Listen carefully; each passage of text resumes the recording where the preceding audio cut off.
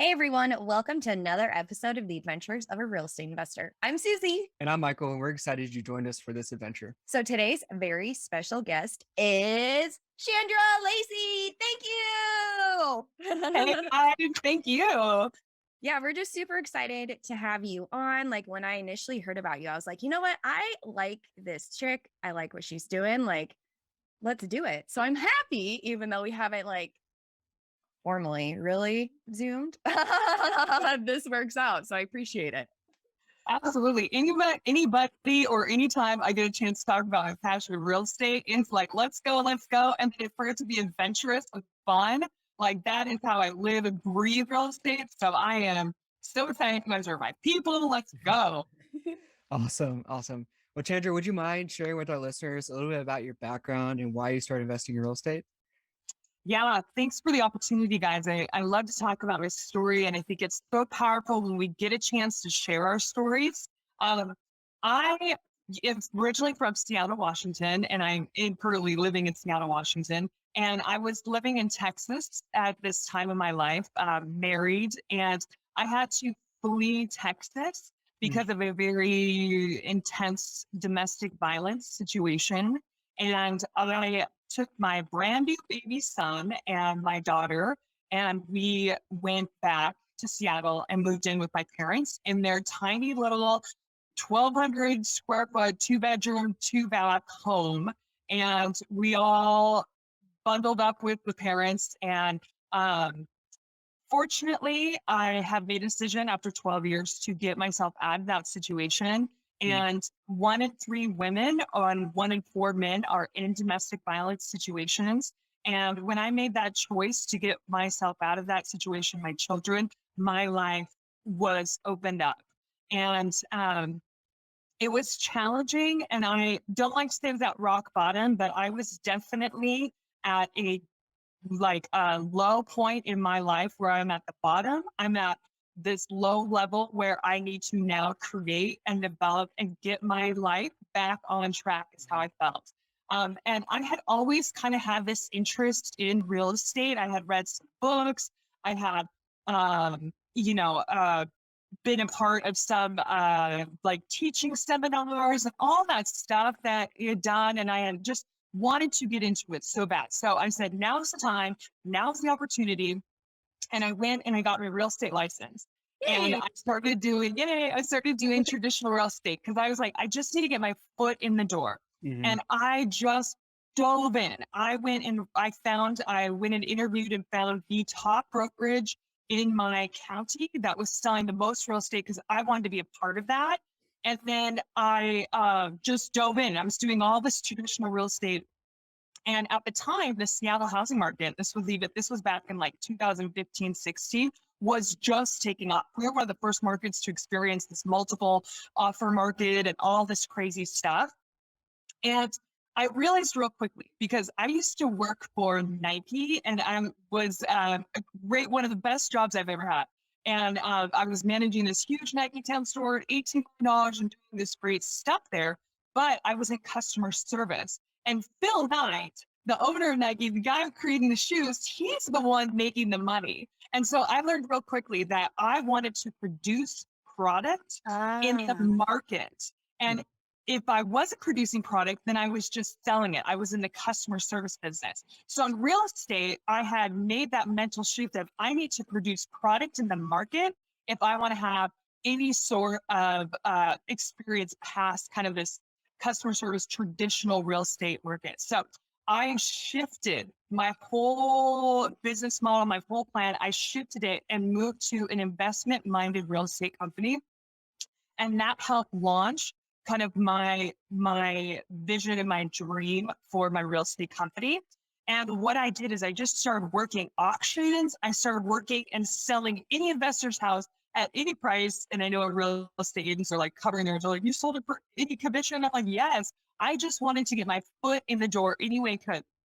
And auctions was such an interesting experience. This was back in 2017, when auction houses were still a thing. And I would drive about 40 to 60 properties a week with my little Wow. toddler son in the back of my car, and we would go look at all of these auction houses. And oh, that was crazy. And then I would go take all that data, I was comping, I felt like 100 houses a week, comp and do run comparables. And then I would put a package together and go sell it to investors every single week. For over a year, I was doing this. And I was just like, I was running reps. I was running reps, learning. And at that time, I got a little piece of paper. It actually was my notebook. In my notebook, I sat down and I wrote a business plan. And I'm such a visual person. And I think that people overthink a business plan a lot. And I wrote down this business plan. It was super simple. I wrote a line, like a pillar, and I said, flipping houses using other people's money. And then I drew a bridge to the other pillar, buying and holds, real estate investing, take my profits, and I wrote profits at the top of my pillar, profits from flipping to my buy and holds. So I started with that business model. And my goal was to use other people's money, community, anybody. I didn't even care. I did not care. I wasn't out there looking for the whale. I was just looking for any form of business partner to partner with, and began flipping houses, and just kind of continued that to where we were able to flip 20 houses in 1 year, take that revenue, and we're able to go buy as many buy and holds as we possibly could with those profits. And with that, we were able to scale from 0 to 90 units in 9 months. And with that business model, now we're sitting well over 90 units now, but just being able to do that in such a short period of time, in that 90-month window, has been an awesome experience. And it's been exciting. And the portfolio of buy and holds and is very diverse, multiple hall parks, short-term rentals, Airbnbs, apartment buildings, kind of like a full gamut of what meets the equation for our company for buy and holds. That's awesome.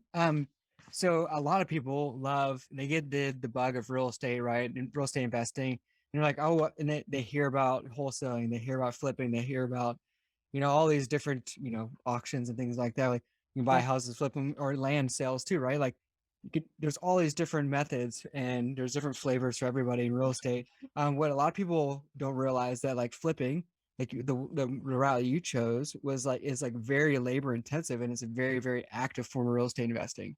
And people get into that with not having a plan on the back end like you did, by taking that active income and then turning that into building wealth and passive income down the road, right?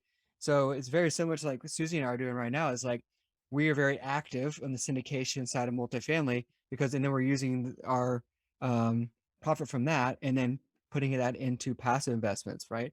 And so it's really cool that you saw that right away. And you're like, this is, in order to build wealth, I need to be very active to build that capital in order to then transition that all into passive investments. That's really cool. Like what kind of mindset, or like, how did you come up with that idea to begin with, I guess? I knew kind of that story I told about working at Nike. I knew that I needed to, whoever controls product controls income. And I knew that step was absolutely the most important step. So if I could control that product, I can control my income. And income, when you're working your own business, when you're an entrepreneur, having income is one of the hardest things to do. Whether it's a restaurant, whether it's an online business, income where you are paying yourself monthly is so hard. And so I knew that the only income that I could rely on was getting that passive check every single month. That was the income. So it was, how do I get to that? The quickest way for me was being in control of that product. So flipping. And so I kind of worked a little bit backwards in that. I said, one of my favorite stories is I was watching like a YouTube video of Elon Musk, and I was watching his story, and people were talking to him about this. And they said, he was giving advice, and he said, what's your 10-year business plan? Take your 10-year business plan and cut that to 5 years. Now, how can you achieve that in 5 years? Pauses, and it's all dramatic. And then do this in 5 years. And then he said, cut it in half and see what you can accomplish in 2.5 years. And if you can accomplish that in 2.5 years, you might fail. might fail a little, but I'd rather fail trying to reach that 10-year goal in 2.5 years than failing to reach that 10-year goal in 10 years. Yeah. And that like transformed my thought process too, because I'm like, okay, I just can't flip one house. I just can't have two houses. I need to flip X amount of houses to produce this amount of income. So then I can go buy this amount so I can receive this amount of passive income. So then I can receive that every single month. So being able to control my income was definitely the driving force in the entire business model. I love that. I do too, because like so much thought and energy went into that, like especially like coming from a more like vulnerable space when you first moved, like to even be able to wrap your mind around putting that much energy into something else right Mhm. away is phenomenal. So thank you for both. And I appreciate the recognition for that because my whole life, I have I'm a visionary. That is like my natural skill set is visionary and outside the box thinking is the strength that I have carried.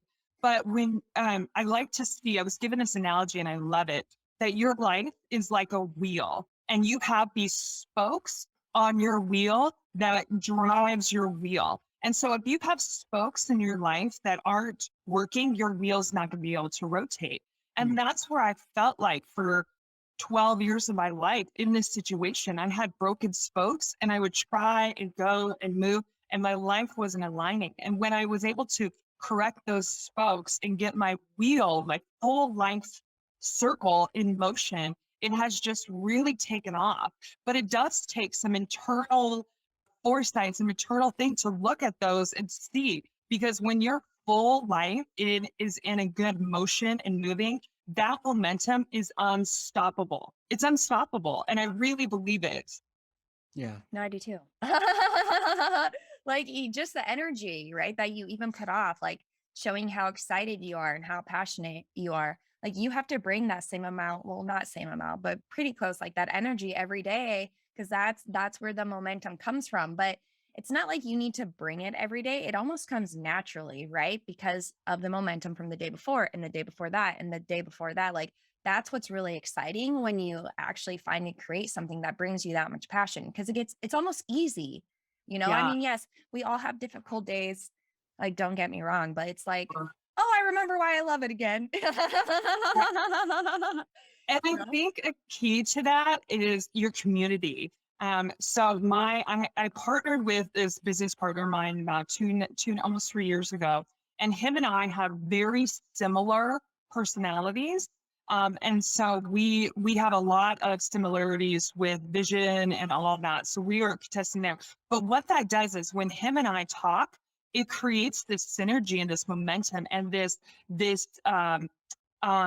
desire to just keep pushing because investing in real estate is a lonely world, and unless you're creating and producing that community, it can feel very lonely and you can feel caught in a rut or you can feel individually feel separated. Mhm. And being able to create that community is so important. And I even speak as a woman in this industry, only 30% of women in the whole industry, only 30% are women investors. Mm. And so 70% are men. So now imagine that, right, on a global level. When you walk into a room, there's very few women investors. And when you're walking and going talking to lenders, it is very few. It's lonely. So creating that atmosphere and that community, and I will speak for men too. I can't imagine the drive when you are trying to compete and have that competing aspect and you're competing against all these other people, that creating that community and the cheerleaders and the team behind you to move you and create and help create that energy on a day-to-day level is key. And it's what I love and it's what I've created for myself to keep me going, to keep my energy, to keep my excitement up because it's Yeah. fun. No, it is a lot of fun. I know you mentioned, offline that you and your partner own your buildings. I mean, I guess commercial real estate, all of the above. Can you explain to me how you got there? Sure. Well, part of our business plan is we use other people's money for flipping. So we take the other people's money, we take nurses and Amazon workers and Boeing employees. It's a big industry here. And we use all those people to do that. And then the profits we make from those flips is then we put them in down payments to buying homes. Yeah. And we have seller financing on 2 of our commercial mobile home park storage units. So we were able to find deals where we were able to do some seller financing, which was huge. Yeah. And then we just take those profits, and we were able to buy anything that fits in our business model. Sometimes we'll get an investor in a small portion on these deals, but then we're borrowing them out. And sometimes that'll be our vacation rentals or, maybe a fourplex. We have a fourplex we just closed on that we brought in another investor's money, but we're going to burr or renovate it, refinance that investor out, and we're done. So the goal is to own as much of those as possible, and we feed that beast. Yeah. So I call the flipping business is the beast, because it does take a lot of energy, right? It's Yeah. like the beast machine. We feed that, and we currently are sitting in with our new builds. We are currently sitting in over 30 projects right now, and all of that goes to feed the buy and holds. Oh, that's amazing. Can you talk a little bit more about your development aspect or development arm of your company as well? Yeah, so this is strategic from my business partner. So I have been very leery of building, and because I see it as a money pit, a money drain. And my flipping business, the goal has been to flip a house in 3 to 4 months. Well, with supply chain shortage, that has drastically changed. We were able to flip in like 3 months, and now we're more at like a 5-month period with a supply chain. So that has slowed us down a lot. But my business partner really wanted to get into building. And I said, as long as the deal and the numbers make sense. So I'm always looking at deals. It's probably one of my favorite things I do in my business. And I'm looking at deals. A deal was sent to me, foundations in place. I could buy the entire project, and you could build permit ready, right? And in Seattle, that's a very big deal because the permitting process takes a very long time. Yeah. And so, of course, my business partner was like, yes, we got to do it. And I say, okay, so you find us the money. And we both went out and sourced our down payment, because that's our model. We use other people's money.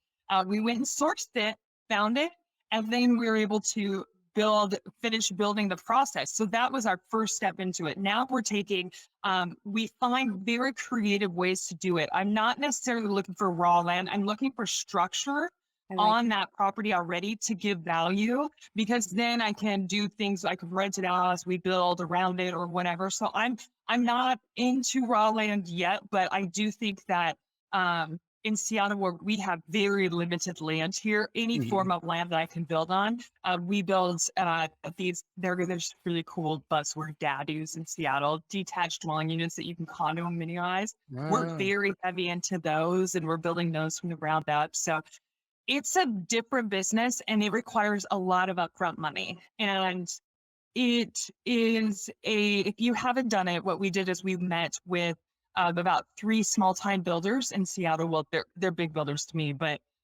met with them, talked to them about their struggles, and then went and signed the dotted line on these multi-million-dollar build projects. So it's a different business. It definitely is. So I appreciate you asking about it.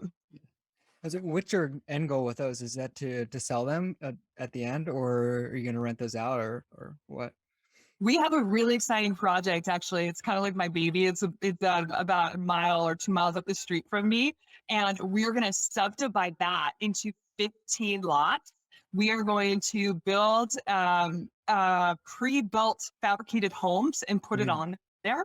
And we're going to either keep 80% of that portfolio, or we will keep the entire portfolio there. So we are building that. We're actually going to pull out 75. Once we have built the 15, we're going to refi out 75% of the loan of the value of that. pull that cash out to go buy more buy and holds, and then hold that with 25% equity in it and the renter in there. So that's the goal on that project. A lot of other projects, the goal is absolutely to sell, because we can go produce more income with our buy and holds if we sell those. But if the numbers are right, Yeah. we will hold new builds, but the numbers have to be right in order for us to do that. Yeah. Totally agree, especially with the cost of goods going up. Yeah, Yeah. it's difficult. Yeah. Yeah, but even to be able to bring in, I guess like technically like units into an area where the vacancy is so low, Mhm. Yeah. it'll do wonders. Yeah. Selling Yeah. it. Okay, Chandra, it's been such a lovely conversation, but before we end the show, we have these 4 exploratory questions we ask all of our guests. So the first question we have for you is, where is one place you wish to travel to and why? So I am really excited about this one. I have always wanted to go to Singapore, and I know it has been on my huge bucket list. And when I turned 40, I made this like, I'm going to do all these different things, and Singapore was on there. So I'm really excited this summer. Me and my kiddos, we're heading out to Thailand and Singapore. And so I get to check that one off the bucket list. So if you got any ideas or any tips for me going there, let me know. It's a really safe country. Like, so it'll be cool because when you're going with your kids, like Singapore, I would not worry about anything, which is nice That's when what you're I've heard, traveling. right? Yeah, that's what I've heard. So I'm beyond excited to go. That's cool. Yay. And the second question, which now kind of goes along with the first, but besides the Singapore trip, what is another thing on your bucket list and how are you leveraging real estate investing to achieve it? So the bucket list for myself and my company is quite large. We definitely want to get into international real estate investing. So that is huge on the bucket list. And it's in the pipeline to do, but we are, going to different areas, doing research. Areas, asking questions, talking to you guys as to what it's like to buy in different countries and different places. So that is definitely on the bucket list of things to do. Secondly, I will say that one of my huge goals is to get more women investing in real estate. So growing my women's investment group to help get that across, even if it's just in my region. That is a huge, huge passion and a bucket list item of mine, is to get more women. I want to see that equality of 50% women investing in real estate. It's huge for me. Yeah, I love it. That's awesome. Fun fact for you and our listeners. I don't remember the exact number off the top of my head, but I think it is 500K euros. If you buy a place in Portugal for over 500,000 euros, you get residency status, which is pretty cool. Ooh. Yeah. So Susie and I have looked at some place in Algarve. Yeah. So yeah, it's fun fact. The third question we have for you, Chandra, is what is one piece of advice you have for someone who wants to start passively investing in real estate? Definitely everyone always says buy property, which I think is huge, but go partner with somebody in your community that's doing it. Get your foot in the door with them, even if it's just passive, going to their meetup, going to their group, getting on a phone call with them, connecting with them on social media.